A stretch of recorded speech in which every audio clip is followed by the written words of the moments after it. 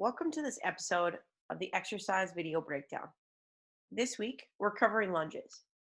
And if you've watched these breakdown videos before, you know that I've covered lunges. I made a video on the difference between forward and reverse lunges, and I wrote a blog about how to pick the right variation for you.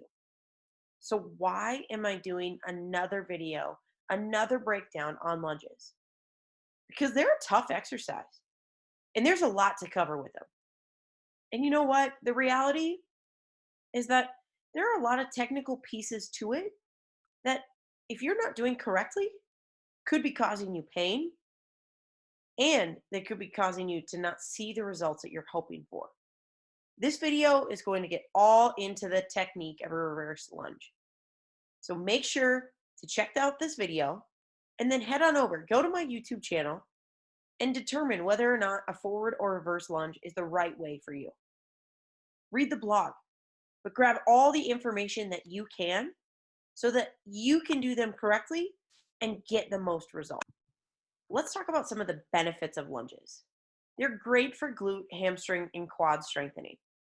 They're great for improving hip flexibility in that you're putting yourself into an elevated hip flexor stretch, and the act of squeezing the glutes really pushes the hip forward and works on the hip extension. It's great for improving core stability. That core is what's going to help keep you upright and prevent you from tipping over. And if you're adding weight, that core gets quite the work in. Lunges are great for improving balance because you're in a staggered stance and not standing with both feet underneath you. It improves functionality for things like going up the stairs, bending down to the floor and picking things up. And it's great for aiding in spinal health and stability. Because who doesn't want to have a back that feels great, is stable, and pain free? Like I mentioned before, there are a lot of things that can create pain in our lunges if we're not doing them correctly. Some of those common pain points include the hip. The front part of the hip and the lateral part of the hip are most common. Knees, universal pain for knees. They hurt in the front, the back, both sides, all over. They hurt in the low back, just above the glutes. And then I hear of a lot of ankle pain. Let's take a look at this first variation of a lunge. Now, my chest is up, head is in a neutral spine position, but if you look at the front knee is out over in front of that front toe. Now, what that does is that puts a lot of stress on the ankle and on the Achilles. And then as you stand up and go through that motion, a lot of that stress moves into the knee. What this does is it takes away the emphasis on the glutes and the hamstrings and really forces it to be a very quad dominant exercise.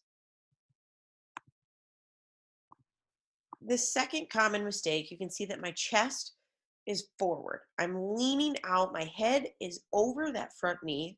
And typically, what comes with this is the hands come down onto the knee and you press on the knee as you stand back up. It's common because lunges tire you out. And this is what happens.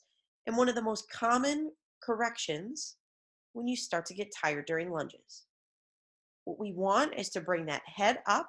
We want it to be in line with our hips so that we keep a neutral spine and really work on the core stability and the back health. In this variation, you can see I've already stood up from that base point of a lunge. But what you see is that the weight really isn't on my front foot. The weight has been shifted onto my back foot. And what that does is it creates a lot of stress in the hips. It also creates stress behind the knee because the act of pressing back and up at the same time is quite stressful to the knee.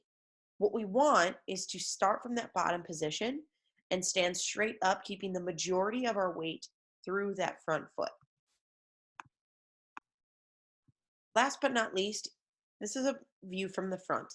As you can see, that front knee is turned inward. This is actually due to a lack of glute strength, and sometimes it's just motor pattern, something that needs to be emphasized and corrected because what it will do is it'll end up creating pain on the inside of that knee. That will translate into pain on the inside of the ankle and pain on the outside of the hip. We want that knee to stay right over the middle of the foot, the knee pointed forward, the toe pointed forward, which leads to the hips, chest, and back pointing forward. Let's look at the proper form of a lunge and some of the corrections that are necessary to make this the best exercise for you. So notice in this picture, the chest is up, the head is in line, and it creates a neutral spine. This takes away the stress off the low back, takes away the stress off the neck, and keeps the focus in the glutes. Notice that the knee is over the center of the foot so that it's not out over that toe to create and prevent stress on the knee. Then what you can see is that the heel is on the floor so that we're not creating stress on the ankle, which is usually what happens when the knee gets out over our toe.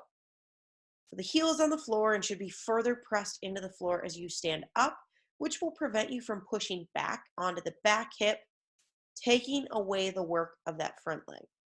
Last but not least, in that descent, the back hip is over the back knee so that we're keeping hips in line and we're simulating a squat so that we're improving our single leg stability so we can have better squat patterns, better hip raise mobility, and feel better overall.